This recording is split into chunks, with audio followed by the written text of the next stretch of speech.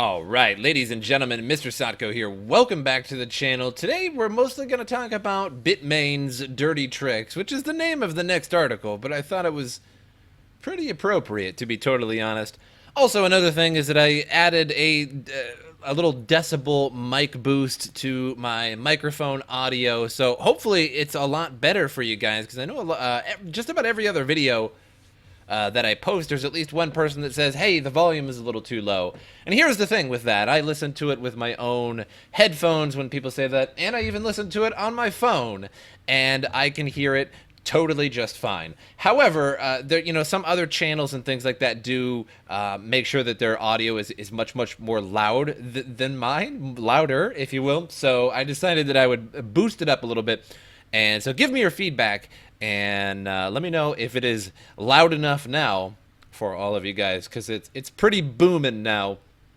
But anyway, so Bitmain has been the main manufacturer of ASICs for a long time now for crypto.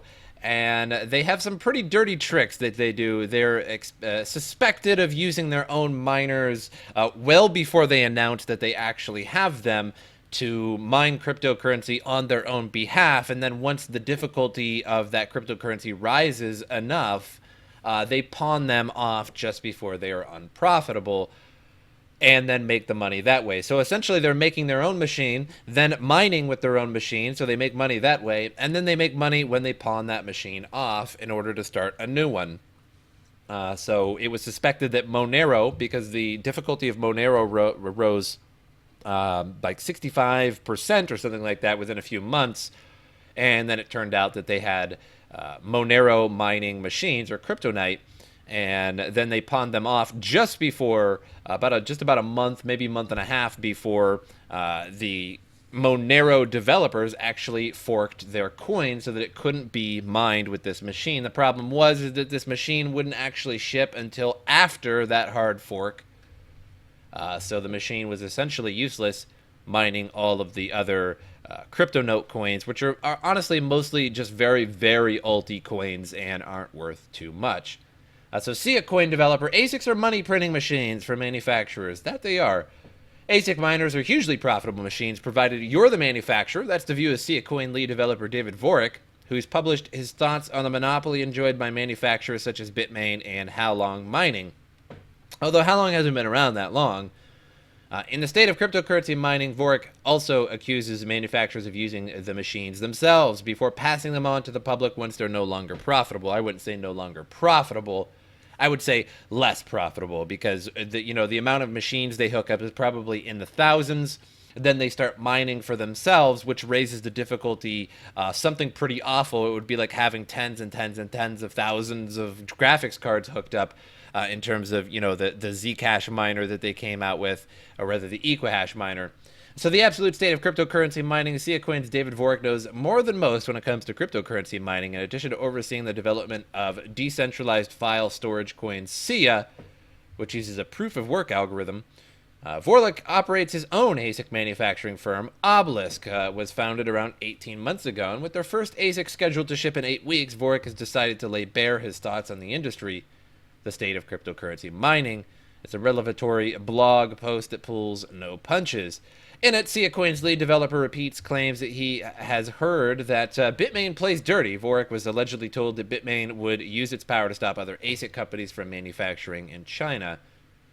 Despite going on to great pains to conceal Obelisk involvement in such a deal, the Chinese manufacturer backed out suddenly in a move that reportedly cost Obelisk $2 million. So there's no proof that the manufacturer was leaned on by Bitmain, but David Vorik leaves no doubt as to where his suspicions lie. I find this a little bit strange, because SIA Coin was one of the coins that was going to go along with Monero in forking. Now, SIA Coin is not CryptoNote, but they were also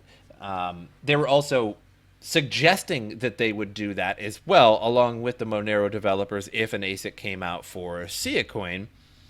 And now we have the Obelisk mining SIA Coin, made by the developer of SIA Coin. So that's actually a little bit weird. So the most explosive part of Vorik's blog concerns allegations of ASIC manufacturers secretly mining with new units before selling these to the public, once they're no longer profitable. Again, I wouldn't say no longer profitable, I would say less profitable. These claims aren't new and can be traced as far back as Butterfly Labs and its ill-fated ASIC miner. David Vorik is the most senior and well-connected figure within the mining industry to go public with these allegations. However, writing, in the case of How Long's Decred miner, we saw them sell out of an unknown batch size of $10,000 miners. After that, it was observed that more than 50% of the mining rewards were collected into a single address that was known to be associated with How Long, meaning that they did keep the majority of the hash rate and profits to themselves.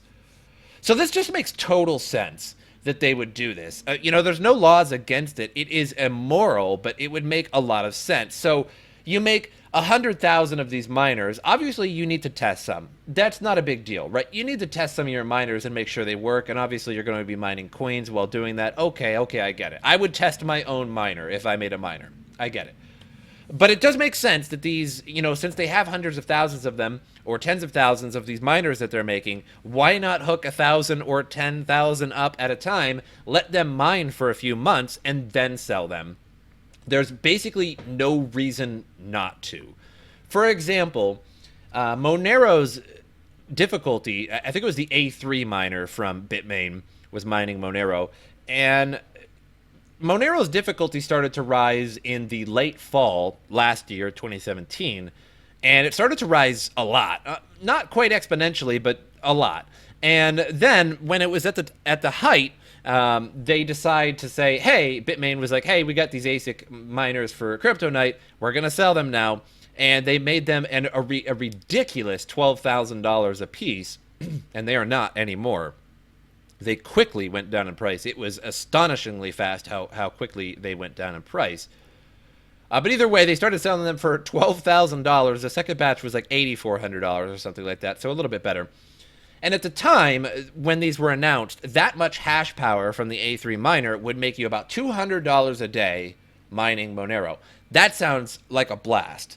However, that's with an increased difficulty. That was at that time. So imagine about 3 months back when Bitmain made these and never announced them. So they secretly, clandestinely made these and then hooked them all up into, the Monero network and started mining away, increasing the hash power. So imagine how much they made before that hash power increase of them mining. It was likely $300-$400 in Monero a day. Excuse me. So it could have been even more. Who knows? So $300 or $400 per day per miner. They could have hooked up 1,000, 10,000 of them. Who knows how many they could have hooked up? And then when the difficulty rose 65, 70% or so, that's when they decided to sell them, when Monero's developers said that they were going to hard fork because they suspected ASIC miners were mining kryptonite. So it just goes to show that something is going on in the background here. So he continues, our investigation of the mining equipment strongly suggests to us that the total manufacturing cost of the equipment is less than $1,000, meaning that anyone who has paid $10,000 for it was paying a massive profit premium. Massive profit premium. Let me give you that double take. To the manufacturer, giving them the ability to make 9 more units for themselves. It has been alleged that prior to Bitmain shipping its Monero kryptonite miners this year, an unknown entity has been mining them for months. Again, so it's clear that something was mining these for months.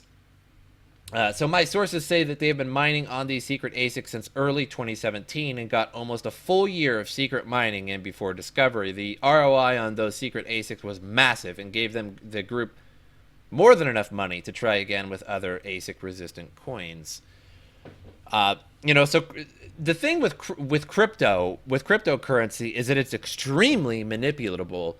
And again, everybody started mining crypto in 2009, 10, and later, and more people didn't start till the later years. But people got into it to get away from the whales, to get away from the 1%, to get away from the government, to get away from fiat, to get away from banks. But the problem is we'll never be able to get away from that because there will always be people with way, way more money. We're talking millions and billions of dollars who will be able to manipulate the system. So no matter what system you make and you say, okay, I'm getting away from your system and I'm going to make this system over here, and it's called crypto, and you have to mine it with a CPU or a GPU. That's laughable, right? That's laughable even in 2009, because if even if whales in 2009 decided, hey, this looks like a good idea, let's get into it, they could just buy every GPU on the planet, basically, to tens of thousands of them in bulk, and then mine way faster than you and put you back in that 99% and themselves right in the 1% in that area too. So now not only do they dominate the fiat, they dominate crypto as well. So as of yet, and in my mind, I can't even think of any way that economically that you could get away from that, because you might think to yourself, well, it's because of crypto is worth money, and so because it's tradable. So even if you took away that tradable aspect of it, you know, you could still, with your millions of dollars, buy millions of GPUs, and, or not millions, but you could buy millions of dollars worth of GPUs or ASICs and still just create the money that way. So there's really no way to get away from it. At first, it seems like a very clever idea. Okay, the only way you can create this currency is with a computer, with your GPU or CPU, right? But if you think about it, all you need is just millions of dollars, and you can buy just 1 million computers and farm it that way. So there's no way to get away. So I think the best way to go about crypto right now is a mad rush. You need to get as much crypto as possible and hold on to it for as long as possible, because sooner or later it's going to be just like fiat. We're going to be in the same position that we were in 2008 and 2009, where we didn't have crypto. I know crypto technically came out in January 2009, but basically nobody used it then. So at the time of the Crypto Night ASICs becoming public knowledge, a war of words. Oh my God, say that 43 times fast. Erupted between Bitmain and senior Monero figures. Monero's Fluffy Pony wrote that the huge leap in Monero's hash rate in 2017 had originally been attributed to botnets using hijacked computers to mine Monero. So essentially just making zombie computers. You know, you get some kind of malware, and that malware will run in the background and use your CPU power in order to mine Monero. So I'm getting calls here. Oh my. Just taking a break. This assertion has been revised in the wake of Bitmain unveiling its Monero-specific X3s. David Vorik adds fuel to the fire, writing, "It's estimated that Monero's secret ASICs made up more than 50% of the hash rate for almost a full year before discovery. And during that time, nobody noticed. During that time, a huge fraction of the Monero issuance was centralized into the hands of a small group, and a 51% attack could have been executed at any time." Secret ASICs are rumored to exist as well. Secret ASICs that have the power to attack existing hashing algorithms far more effectively than anything on the market are rumored to exist. David Vorik is convinced of this, and if he is correct, these units are the mining equivalent of a zero-day exploit, highly lucrative and highly protected. He speaks of mining farms that are willing to pay millions of dollars for exclusive access to designs for specific cryptocurrencies, and an informal underground industry that has sprung up around secret mining. Again, so for those of you that have millions of dollars, you know, you have these, you could potentially get a hold of connections that have ASICs for coins that don't currently exist, that don't currently exist, in the sense that there's an ASIC for a coin that exists, but the ASIC doesn't exist on the market, and you would be able to mine yourself a ton of coins that way. Just that or the other thing, whatever. So because no entity, be it a mining pool or hardware manufacturer, is going to put their name to such activity, it is very hard to provide concrete proof of these allegations. What is beyond dispute is that that ASICs are money printing machines for those who make them at economy of scale, and I put economy of scale in there because it deserves to be in there. Vorik finishes, "At the end of the day, cryptocurrency miner manufacturers are selling money printing machines. A well-funded profit maximizing entity is only going to sell a money printing machine for more money than they expect they could get it to print themselves. The buyer needs to understand why the manufacturer is selling the units instead of keeping them for themselves." So that's a good question. And in fact, I think it was like October or September of last year, I was thinking the same thing. I thought to myself, I think especially when the Baikal miners were really popping up, like the X10, and I thought to myself, well, these miners make $80, $100, $150 a day in Quark, or this, that, or the other coin. Why would you sell them? Question mark. Think about it. Why would you sell them if you just bought? Listen, if you just paid $1,000, all it takes them is about $1,000 to make these machines. So let's say you paid $1,000 for a machine that makes you $100 a day, $80 a day, 50, 150, you name it, whatever. Why would you sell it? That's a big question. Why would you sell it? Obviously, you're making way more money than electricity costs, so therefore you can't sell it because you're too much electricity. You're not selling it maybe because it's too loud. That's the only reason that you could possibly say this is why I'm selling this. So why would manufacturers sell these? Why wouldn't they just have all of their money and then make a huge batch of these ASICs and then just continually mine with them till the end of time, till whenever? Well, they do. They mine with them for several months or even a year, as suspected with Monero. And then it turns out that they sell them once the profit goes down so that they can move on to a different coin. So it's not the fact that they're not still making profit mining on these secret ASICs that they have, these secret Monero ASICs. It's the fact that, okay, well, the profits are going down. We're not seeing $300, $400, $500 a day, $600 a day, maybe even $1,000 a day, a year ago when the difficulty was so low. So what we're going to do is sell these. We're going to retain the majority of our money because it only costs us $1,000 to make these. Right now we're selling them for $12,000, $8,000, $5,000. And we'll pawn them off and we'll go on to the next coin where we will make much more profit, 1,000% more profit, and then we will sell them once it goes back up. So here's another article. So that article was, let's see, a little bit older, 2 days ago. So the Obelisk miner, I just want to show you real quick. This is the Obelisk miner. It's sold out at the moment. So it's a Decred in a Sia coin miner. The Decred is $2,000 and the Sia coin is $1,700. So 550 gigahash with Sia coin and 1,200 gigahash with Decred. So yeah.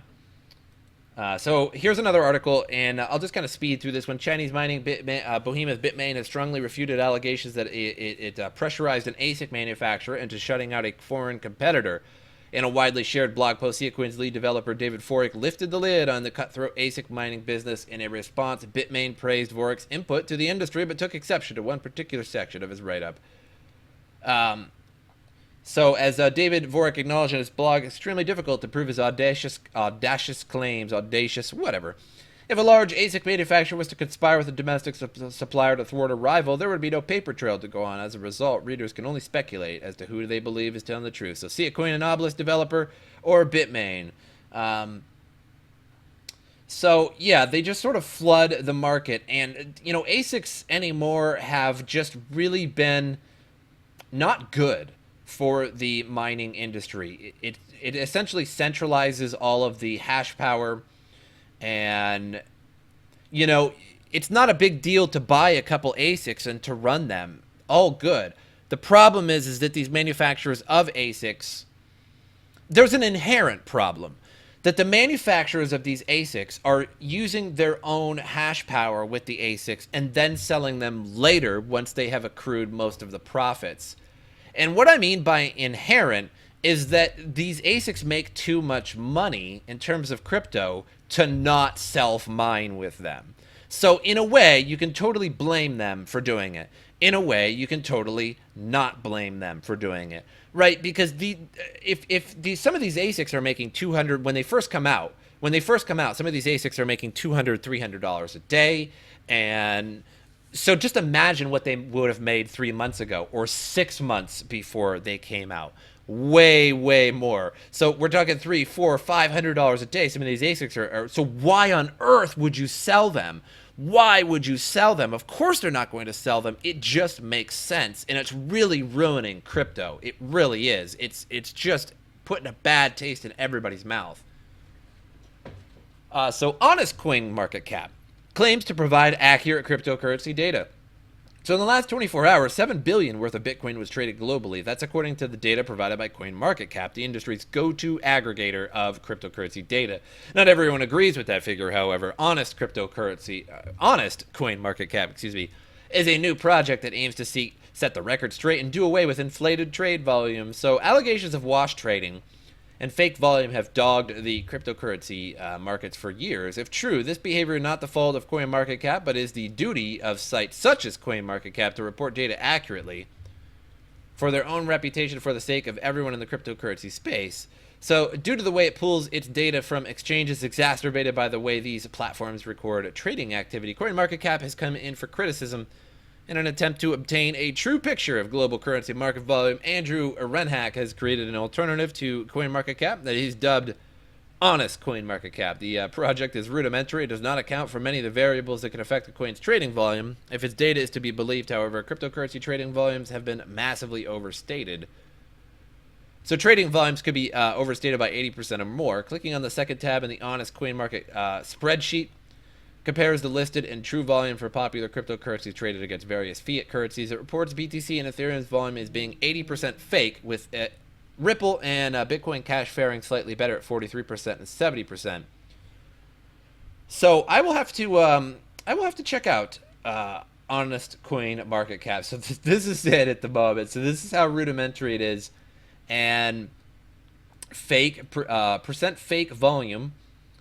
So we'll have to see how that turns out. I'm actually kind of interested, because a lot of people bash CoinMarketCap for, fake trade volumes and things like that. So far, I haven't really noticed particularly anything totally wrong with it, but hopefully it does come to light if there is. So now I don't care about the Winklevoss twins, not even in the least. I mean, Winklevoss twins. So what I want to talk about with this article is that the Winklevoss twins, Gemini, the exchange Gemini, just got the approval to list Zcash. So Zcash will be listed on Gemini on May 22nd. So it says right here, the exchange said in a blog announcement, trading will commence on May 22nd. So if you haven't checked the price of Zcash lately, it has gone up quite a bit. Gemini will be offering 3 new pairs of trading for cryptocurrency: Zcash US dollar, Zcash Bitcoin, and Zcash Ethereum. And so Superintendent Mario authorized Gemini on Monday to offer custody services and trading of Zcash, Litecoin, and Bitcoin Cash, describing these emerging cryptos. This actually continues the New York's long-standing commitment to innovation and leadership in the global marketplace. Gemini first received its trust charter from DFS back in 2015, allowing it to operate digital currency exchange in the U.S. So I urge you guys to check CoinMarketCap and look into the price of Zcash right now, because yesterday when I made a video, Zcash was basically the winner of the day in terms of price. And it's because it is going to be listed on Gemini. I'm not sure if it's already on there. So the article says May 22nd, which won't be for about 7 days. But I think the hype is making Zcash go up a lot. And, it might already be on there. I kind of doubt it, though, if the article says May 22nd. I haven't checked. But Zcash going way up. So if you've been mining Equihash lately, maybe you noticed making another $1 or $2, a few dollars a day, depending on your rigs. And that's because Zcash is going way up because of Gemini. So pay attention to that. I hope you guys enjoyed this video. I apologize for checking my phone. Someone was ringing me, and I forgot to put it on silent. And I always have it right next to me, But as usual, I will see you guys next time.